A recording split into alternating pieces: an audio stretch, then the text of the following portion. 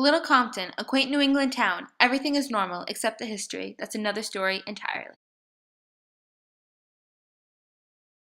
Back in the Revolutionary War, Little Compton wasn't part of America at all, but was under British control.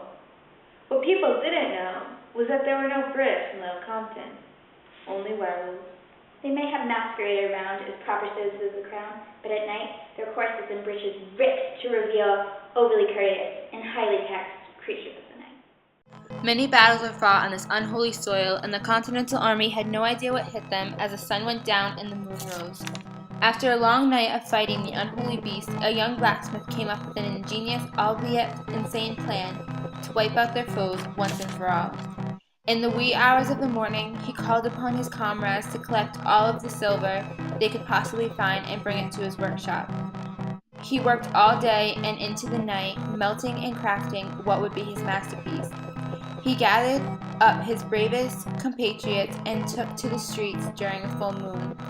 The young blacksmith stood in the middle of the town square and demeaningly called, "Here, puppy, puppy," into the ether.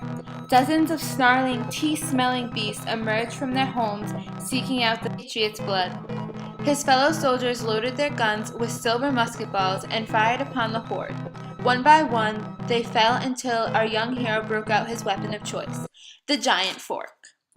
After a long night, only one remained snarling in front of him. He knew he had to make the ultimate sacrifice. He called upon his wife and threw her the monstrosity of a utensil, then laid himself down and waited to be consumed. As the final beast attacked him, she thrust the fork down and into him, and the fork remains to this day in his honor.